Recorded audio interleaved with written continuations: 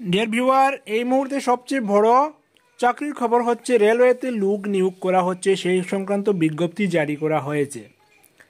Notice number centralised employment notice CEN 01/2024।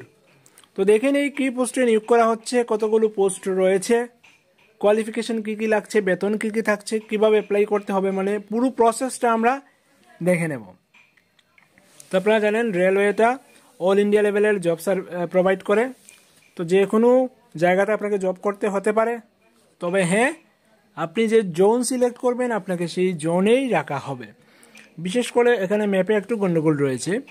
যদি আপনি Guwahati zone apply করেন তাহলে আপনার চান্সেস রয়েছে আসাম, ত্রিপুরা, মেঘালয়, মিজোরাম কিংবা মণিপুরে পোস্টিং পাওয়ার। তো বিশেষ করে যে স্টেটের ক্যান্ডিডেট রেলওয়ে সর্বদা চেষ্টা করে সেই স্টেটেই যাতে পোস্টিংটা দিয়ে দেওয়া হয়। সেই স্টেটে যদি সম্ভব হয় তাহলে সেই স্টেটে পোস্টিং দেয়। যদি আপনি যে পদের জন্য আবেদন করছেন সেই পদটা খালি থাকে সেই স্টেটে আপনি পেয়ে যাবেন, আদারওয়াইজ নিয়ারেস্ট বা নাইবারহুড স্টেটে আপনি পেয়ে যাবেন। তো যে রিক্রুটমেন্ট নোটিশটা বেরিয়েছে, ভ্যাকেন্সি হচ্ছে অ্যাসিস্ট্যান্ট লোকো পাইলট বা ALP। তো ALPতে লোক নিয়োগ করা হবে। অনলাইনে আবেদন প্রক্রিয়া শুরু হবে 20 জানুয়ারি 2024 থেকে এবং আবেদন প্রক্রিয়া শেষ হবে 19 ফেব্রুয়ারি 2024। যদি আপনি অনলাইনে সাবমিট করার পর মনে করেন যে পরবর্তীতে আপনাকে অ্যাপ্লিকেশন মডিফাই করতে হবে, তাহলে আপনি মডিফাই করতে পারবেন। মডিফাই কবে করবেন? 20 ফেব্রুয়ারি থেকে 29 ফেব্রুয়ারি, অর্থাৎ 20 জানুয়ারি থেকে 19 ফেব্রুয়ারি পর্যন্ত আপনি অনলাইনে আবেদন করে নেবেন। আবেদন করা শেষ হওয়া হবে যেদিন, তারপর দিন থেকে আপনি মডিফিকেশনের জন্য আরও 10 দিন সময় পাবেন। তো পদের নাম হচ্ছে assistant loco pilot, central CPC অর্থাৎ central pay commission 7th pay commission অনুযায়ী লেভেল 2 এর চাকরি সেটা। ইনিশিয়াল পে থাকছে 19,900। মেডিকেল স্ট্যান্ডার্ড A1 মেডিকেল স্ট্যান্ডার্ডে কী কী পরীক্ষা করা হবে সেটা আমরা পরবর্তীতে দেখে নেব। বয়স হচ্ছে 18 থেকে 30 বছর। 1 জুলাই 2024 এই ডেট থেকে 20 ডেট ধরে বয়সটা হিসেব করা হবে। ভ্যাকেন্সি রয়েছে 5,696 জন। তো ইনিশিয়াল পে যদি 19,900 টাকা হয় তাহলে অ্যাসিস্ট্যান্ট লোকো পাইলটের স্যালারি কত হতে পারে? স্যালারিটা মোটামুটিভাবে 50,000-এর মতো হতে পারে। 40 থেকে 50-এর মাঝামাঝি থাকবে প্রাথমিক অবস্থায়, পরবর্তীতে সেটা বেড়ে যাবে। কারণ সেন্ট্রালের 19,900 সঙ্গে বর্তমানে যে ডিএ চলছে সেটা 46% ডিএ যোগ হবে, তারপর রানিং অ্যালাউন্স যোগ হবে, ট্রাভেলিং অ্যালাউন্স যোগ হবে, কিলোমিটার অ্যালাউন্স যোগ হবে, নাইট ডিউটি অ্যালাউন্স যোগ হবে, হলিডে অ্যালাউন্স যোগ হবে, হাউস রেন্ট অ্যালাউন্স যোগ হবে, অনেকগুলো অ্যালাউন্স যোগ হয়ে কিন্তু স্যালারিটা অনেকটা কমে যায়। এলিজিবিলিটি কী রয়েছে সেটাও আমরা দেখব। মেডিকেল ফিটনেস A1 এর জন্য কী করা হয় সেটা আমরা পরবর্তী দেখে নেব। বয়সটা আমরা অলরেডি জেনে গেছি, 18 থেকে 30 বছরের মধ্যে হতে হবে। অনলাইনে আবেদন করতে হবে, অন্য কোনো পদ্ধতিতে আবেদন করলে হবে না। অনলাইনে গিয়ে আপনি যে জোনের জন্য আবেদন করবেন সেই জোনের অফিসিয়াল ওয়েবসাইট যেগুলো রয়েছে সেই ওয়েবসাইটে গিয়ে আপনাকে আবেদন করতে হবে। তো প্রথমে আমরা যেটা জানবো সেটা হচ্ছে medical standard. Medical standard A1 স্ট্যান্ডার্ডে কী করা হয়? Physically fit in all respect. তো ফিজিক্যালি ফিট ইন অল রেসপেক্টের মধ্যে বিশেষ করে আপনাকে পরীক্ষা করা হবে, ব্লাড প্রেশার পরীক্ষা করা হবে, আপনার ইউরিন টেস্ট করা হবে এবং হাইড্রোসিল টেস্ট হতে পারে। আর বিশেষ করে যেটা দেখা হবে সেটা হচ্ছে চোখের পরীক্ষা করা হবে, ডিস্টেন্ট ভিশন, নিয়ার ভিশন সেগুলো পরীক্ষা করা হবে, colour vision, binocular vision, field of vision, night vision, mesopic vision ইত্যাদি করা হবে। তো কালার ভিশনটা ইশিহারা টেস্ট করা হয়, আপনি সবগুলো কালার ঠিকঠাক মতো দেখেন কিনা না। তো ওটা কালার বলতে বলা হবে না যে কোনটা গ্রিন, কোনটা ব্লু, কোনটা ইয়েলো, এটা বলতে বলা হবে না। একটা কাগজ দেওয়া হয়, সেটার মধ্যে কোন কোন লেটার লেখা রয়েছে সেটা আপনাকে আইডেন্টিফাই করার জন্য বলা হয়। খুবই ইন্টারেস্টিং সেই টেস্টগুলো। এবং 6 মিটার দূরে থেকে আপনাকে অক্ষরগুলো দেখার জন্য বলবে, একেবারে কাছে রেখে পড়ার জন্য বলবে, সেইগুলো টেস্ট করা হবে। ভারতীয় নাগরিক যারা রয়েছেন কিংবা নেপাল কিংবা ভুটান তারা কিন্তু আবেদন করতে পারবেন। ST/SC ক্যান্ডিডেট যারা রয়েছেন তারা বয়সের 5 বছর ছাড় পাবেন। OBC নন ক্রিমি লেয়ার বা OBC NCL যারা রয়েছেন তারা 3 বছরের ছাড় পাবেন। এক্স সার্ভিসম্যান যারা তারা 3 বছরের ছাড় পাবেন। OBC NCL এর এক্স সার্ভিসম্যান যারা তারা 6 বছরের ছাড় পাবেন। SC ST এক্স সার্ভিসম্যান যারা তারা 8 বছরের ছাড় পাবেন।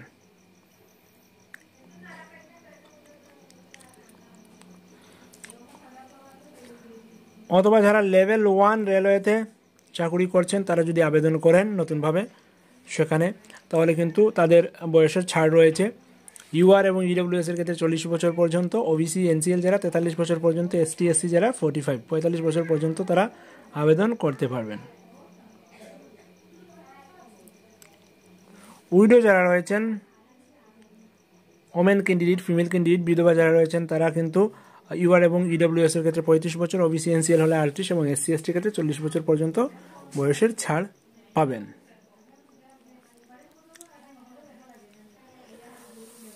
তারপরে রয়েছে যারা অ্যাপ্রেন্টিসশিপ কোর্স করেছেন 25 ইয়ার্সের আগে, তারাও বয়সের ছাড় পাবেন। UR EWS এর ক্ষেত্রে 35, OBC NCL এর ক্ষেত্রে 38, SC ST এর ক্ষেত্রে 40 ইয়ার্স তাদের এজ লিমিট রয়েছে। তো ডেট অফ বার্থ অনুযায়ী সেখানে দেওয়া আছে 18 থেকে 30 যেটা বলা হয়েছে। UR এবং EWS 1994 এর জুলাই মাসে যাদের জন্ম তারা কিংবা তাদের পরবর্তী যারা রয়েছেন তারা আবেদন করতে পারবেন, তার আগের জন্ম যারা তারা পারবেন না। OBC NCL যাদের তারা 1991 এর জুলাই মাসে যাদের জন্ম বা তার পরবর্তী জন্ম হয়েছে তারা আবেদন করতে পারবেন। SC ST এর ক্ষেত্রে 1989 এর জুলাই মাসের পরে যাদের জন্ম হয়েছে তারা আবেদন করতে পারবেন, এবং যাদের জন্ম 2006 সালের জুলাই মাসের আগে হয়েছে তারা আবেদন করতে পারবেন। কোয়ালিফিকেশন কি বলা হচ্ছে, কোয়ালিফিকেশন লিস্ট দেয়া আছে, একটু পরেই আমরা পাবো, সেটা আমরা দেখব। তো এবার এক্সামিনেশন ফিজ কত হচ্ছে। Examination fees SC ST, ex serviceman, female, transgender, minority or economically backward class তাদের ক্ষেত্রে হচ্ছে 250 টাকা। এই 250 টাকা প্রথমে নেওয়া হবে, কিন্তু রেলওয়ের একটা সিস্টেম, আপনি অনলাইনে আবেদন করলেন পরীক্ষার জন্য, যদি আপনি পরীক্ষায় বসেন তাহলে কিন্তু আপনার পুরো টাকা ফেরত দিয়ে দেওয়া হবে। আর যদি আপনি পরীক্ষায় না বসেন তাহলে কিন্তু সেই টাকাটা রেলওয়ে নিয়ে নেবে। এমনটা কেন করা হচ্ছে, আলটিমেটলি কিন্তু পরীক্ষার কোনো ফিজই নিচ্ছে না, যে টাকা নিচ্ছে সেটা আপনাকে ফেরত দিয়ে দেবে। এমনটা করার কারণ হচ্ছে একটা পরীক্ষা কন্ডাক্ট করতে গেলে অনেক খরচ হয়, এক্ষেত্রে আপনার জন্য পরীক্ষা কন্ডাক্ট করা হলো, আপনি পরীক্ষা দিতে গেলেন না, তাহলে তো সেটা অপচয় হলো সরকারের। তো সরকার অপচয় কেন করবে, সেজন্য এই টাকাটা আপনার কাছ থেকে নিয়ে নেবে। আপনি যদি পরীক্ষায় বসে যান তাহলে কিন্তু আপনার টাকাটা আপনাকে ফেরত দিয়ে দেওয়া হবে। UR ক্যান্ডিডেট যারা রয়েছেন, UR OBC NCL যারা বা EWS যারা, তাদের ক্ষেত্রে পরীক্ষার ফিস হচ্ছে 500 টাকা।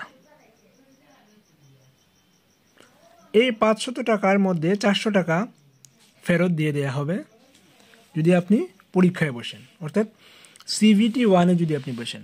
পরীক্ষা হবে CBT 1, CBT 2, computer based test 1 বা প্রিলিম পরীক্ষা, তারপর হচ্ছে মেইনস পরীক্ষা, তারপর হচ্ছে ডকুমেন্ট ভেরিফিকেশন, মেডিকেল এক্সামিনেশন, এগুলো হবে। পুরো প্রসেস আমরা একে একে দেখে নেব। তো CBT 1 বা প্রিলিম পরীক্ষায় যারা বসবেন তাদের পরীক্ষার ফিসগুলো রিফান্ড করে দেওয়া হবে, আর যারা বসবেন না তাদের ক্ষেত্রে তো সেটা নিয়ে নেওয়া হবে। তারপরে নোটিফিকেশন, যেটা 27 পেজের একটা নোটিফিকেশন দেওয়া হয়েছে, এক্ষেত্রে আমরা রিক্রুটমেন্ট প্রসেস যদি দেখি সেখানে মেনশন করা আছে। রিক্রুটমেন্ট প্রসেস হচ্ছে এমনভাবে, first stage CBT 1, second stage CBT 2, তারপর কম্পিউটার বেসড অ্যাপটিটিউড টেস্ট, তারপর হচ্ছে ডকুমেন্ট ভেরিফিকেশন, তারপর মেডিকেল এক্সামিনেশন। তো বুঝতে পারছেন, প্রিলিম পরীক্ষা হবে, মেইনস পরীক্ষা হবে, তারপর স্পেশাল পরীক্ষা সেটা হচ্ছে কম্পিউটার বেসড অ্যাপটিটিউড টেস্ট হবে। কারো ক্ষেত্রে সেটা হয়ে যায় কম্পিউটার টাইপ টেস্ট। তো এখানে যেহেতু ALP অ্যাসিস্ট্যান্ট লোকো পাইলটের ক্ষেত্রে কিন্তু টাইপের কোনো ব্যাপার আসছে না, তো তাদের একটা অ্যাপটিটিউড টেস্ট হবে, সেটা কোয়ালিফাই করলে তারপর ডকুমেন্ট ভেরিফিকেশন, দেন মেডিকেল এক্সামিনেশন। মেডিকেল এক্সামিনেশন হয়ে যাওয়ার পর তো আপনার অফার লেটার ইস্যু হয়ে যাবে। তো ফার্স্ট স্টেজ এক্সামিনেশন কি হবে, ফার্স্ট স্টেজ এক্সামিনেশনে ডিউরেশন থাকবে 60 মিনিট, 1 ঘন্টা সময় থাকবে। 1 ঘন্টা সময়ের মধ্যে প্রশ্ন সংখ্যা থাকবে 75, 1 মার্ক করে থাকবে। নেগেটিভ মার্কিং থাকবে, ভুল আনসারের জন্য 1/3 মার্ক কাটা যাবে। তো ফার্স্ট স্টেজের কিন্তু পাসিং মার্কও দিয়ে দেওয়া হয়েছে, দেখুন যে 75 মার্কের পরীক্ষা হবে, তার মধ্যে UR এবং EWS এর 40% যদি মার্ক পেয়ে যান তাহলে কিন্তু পাস। OBC NCL এর ক্ষেত্রে 30% মার্ক পেলেই সেটাকে পাস বলা হবে। SC 30%, ST 25% মার্ক যদি পেয়ে যান প্রথম পরীক্ষায় তাহলে তাকে পাস বলে ধরা হবে। সিলেবাস দেখুন, ম্যাথামেটিক্স রয়েছে, মেন্টাল এবিলিটি রয়েছে, জেনারেল সায়েন্স, জেনারেল অ্যাওয়ারনেস। তো যারা আবেদন করবেন রেলওয়েতে আমাদের সঙ্গে যোগাযোগ করতে পারেন। পুরো কোচিং আমরা ইউটিউবের মাধ্যমে করাবো, প্রয়োজনে সেই কোচিংগুলো আপনারা নিতে পারেন। কারণ ম্যাথসের যে টপিকগুলো অলরেডি সেগুলো আমরা অনেকবার করিয়েছি এবং নতুন আরেকটা ব্যাচ শুরু করব, নতুনভাবে আবার করাবো। মেন্টাল এবিলিটি সবগুলো ভিডিও আমাদের চ্যানেলে অলরেডি রয়েছে, চাইলেই দেখতে পারবেন। তাছাড়া আমরা পুনরায় আবার সেটা করব। জেনারেল সায়েন্স, জেনারেল অ্যাওয়ারনেস সবগুলো টপিক আমরা দিয়ে দেব। তারপর হচ্ছে সেকেন্ড সিবিটি। সেকেন্ড সিবিটি এর ক্ষেত্রে পার্ট এ এবং পার্ট বি থাকবে। টাইম ডিউরেশন পার্ট এর ক্ষেত্রে 90 মিনিট থাকবে, 100টা কোয়েশ্চেন থাকবে। পার্ট বি এর ক্ষেত্রে 60 মিনিট থাকবে, 75টা কোয়েশ্চেন থাকবে। একইভাবে 1/3 মার্ক কাটা হবে রং আনসারের জন্য। পার্ট এতে এবং পার্ট বিতে উভয় সাবজেক্টই কিন্তু পাস করতে হবে। তো পার্ট এর ক্ষেত্রে আগের মতোই ইউআর এবং ইডব্লিউএস 40%, ওবিসি 30%, এসসি 30%, এসটি 25% এবং পার্ট বি এর ক্ষেত্রে সবাই 35% মার্ক পেতে হবে। তো পার্ট এর সিলেবাস কী কী আর পার্ট বির সিলেবাস কী কী সেটা দেখে নিই। পার্ট এতে একইভাবে আগের মতো mathematics, general intelligence and reasoning, basic science and engineering সেগুলো থাকবে। এবং পার্ট বিতে কী থাকবে, পার্ট বিটা হচ্ছে কোয়ালিফাইং ম্যানারে পরীক্ষা হবে, জাস্ট কোয়ালিফাই হতে হবে।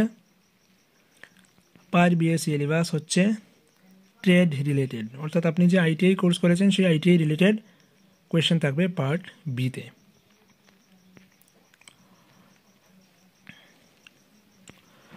তো এখানে পার্ট বি এর ক্ষেত্রে যে সাবজেক্টে পড়াশোনা করেছেন আইটিআই, যে বিষয় নিয়ে পড়েছেন সেই বিষয়ের উপর কিন্তু বিষয়ভিত্তিক প্রশ্ন হবে। কেউ যদি ইলেকট্রিক্যাল ইঞ্জিনিয়ারিং হন তাহলে ইলেকট্রিক্যাল উপরে প্রশ্ন হবে, ইলেকট্রনিক্স হলে তার উপরে প্রশ্ন হবে, মেকানিক্যাল হলে মেকানিকের উপরে প্রশ্ন হবে, অটোমোবাইল হলে অটোমোবাইলের উপর প্রশ্ন হবে। তো কম্পিউটার বেসড অ্যাপটিটিউড টেস্ট পরীক্ষা হয়ে গেলে তারপর হচ্ছে ডকুমেন্ট ভেরিফিকেশন। ডকুমেন্ট ভেরিফিকেশন পরে তারপরে হচ্ছে গিয়ে কম্পিউটার বেসড অ্যাপটিটিউড টেস্টের পরে একটু ডকুমেন্ট ভেরিফিকেশন হওয়ার পরে কিন্তু মেডিকেল এক্সামিনেশন হবে। তো অনলাইনে আপনারা কীভাবে আবেদন করবেন, অনলাইনে আপনারা আবেদন করবেন রেসপেক্টিভ আরআরবি এর ওয়েবসাইটে গিয়ে। আমাদের যদি গুয়াহাটি জোনে কেউ করতে চান, অর্থাৎ নর্থ ইস্টে চাকরি করার যদি ইচ্ছা রয়েছে, অর্থাৎ ত্রিপুরার ক্যান্ডিডেট ত্রিপুরাতে পাওয়ার চান্স রয়েছে, এমনটা যদি হয়, এমনটাও যদি করতে চান তাহলে rrbguwahati.gov.in সেই ওয়েবসাইটে গিয়ে আপনাকে আবেদন করতে হবে। সেগুলোর লিঙ্ক আমরা ভিডিও ডিসক্রিপশনে দিয়ে দেব। অনলাইনে আবেদন করতে গেলে প্রয়োজনীয় ডকুমেন্টগুলো আপলোড করতে হবে। এই যে সবকটা আরআরবি এর ওয়েবসাইটের লিঙ্ক সেখানে দেওয়া রয়েছে। যে জোনে করতে চান গুয়াহাটি হচ্ছে rrbguwahati.gov.in, যদি কেউ কলকাতা করতে চায় rrbkolkata.gov.in, মালদা হলে rrbmalda.gov.in, ভোপাল, প্রয়াগরাজ সবখানেই রয়েছে। তো যে জায়গার জন্য আবেদন করতে চান সেখানে আপনি আবেদন করতে পারেন। মিডিয়াম অফ এক্সামিনেশন সেটা হচ্ছে গিয়ে ইংরেজি থাকবে, কমন মিডিয়াম ইংরেজির সাথে অন্য ভাষাগুলো থাকবে। আপনি যে ভাষায় ইচ্ছে পরীক্ষা দিতে পারবেন, সেটা হচ্ছে ইংরেজির সাথে বাংলা, আসামিজ, হিন্দি, গুজরাটি, কান্নাডা, কোঙ্কানি, মালয়ালম সবগুলো ভাষা আছে। তো বাঙালি ক্যান্ডিডেট যারা রয়েছেন তারা কিন্তু চাইলে বাংলাতেও পরীক্ষা দিতে পারেন, প্রশ্নপত্রগুলো বাংলাতে আসবে, টিকমার্ক করবেন। যে প্রশ্নটা বাংলাতে বুঝতে অসুবিধা হচ্ছে সেটা ইংলিশ করেও দেখতে পারবেন, এমন অপশন কিন্তু আপনাদের রয়েছে। আর রেলের ক্ষেত্রে একটা সুবিধা হচ্ছে রেলওয়েতে কিন্তু কোনো ইংরেজি সাবজেক্ট থাকছে না পরীক্ষার ক্ষেত্রে।